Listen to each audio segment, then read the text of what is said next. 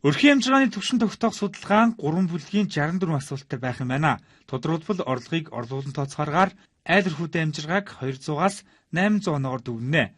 Судалгааг өнөөдрөөс эхлэн 4-р сарын 9-ний хүртэл улс орон даяар хийж, үүний дараагаар нэгдсэн мэдээллийн санг ашиглан тухайн айл амжиргааны аль түвшинд хамаарагдж байгааг тогтооно. Чингэлтэй дөрвийн хувьд бол 40,300 өрх байгаа. 40,300 өрхийн 28,759 өрхтөөр бид яг энэ судалгааг хийх баг. Тэгэхээр энэ Чингэлтэй дөрвийн өрхийн маань ер нь 80% хамрагдаж байгаа. Үлдсэн 20% нь бол өргөдлөөр шийдэгдэх боломжтой. Энэ судалгаа бол бас нэг удаа ингээ яваа зогсчих судалгаа биш.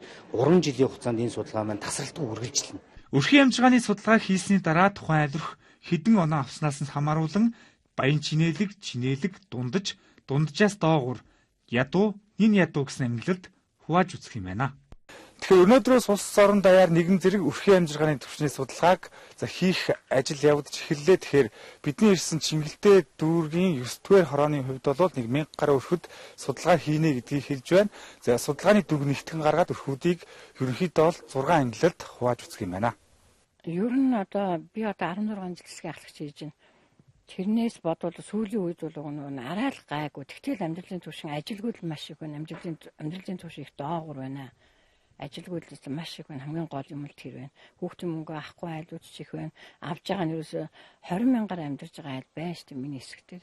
Өмнөх судалгааны хувьд иргэд нэг л өдөр судалгааны ажилтан орж ирээд хөргөгч угаалгын машинтай юу гэж асуугаад түвшинг нь тогтоочсон гэж шүүмжилдэг. Тэгвэл энэ удаагийн судалгааг илүү өргөжүүлсэн байдлаар хийж тухайн хүн мэдээллээ үнэн зөв өгсөн хэсэгт мэдээллийн сан ашиглан хяналт тавихаар болжээ. Чингэлтэй дүүргийн 9-р хорооны иргэн Ямагийн хувьд өмнөх судалгаанд өрхийн амжиргааны түвшний 7-р түвшин буюу дунджаас доогуур хэсэгт багтаж байжээ. Сүүлийн 7 хоногт ямар нэгэн байдлаар ажил эрхлээгүй энэ шалтгаанаа хэлнэ үү гэж найд тохиромжтой ажил болтохгүй. Хадгаламжтай юу? Энэ хүүхдийн мөнгөний хадгаламж энд орохгүй байгаа.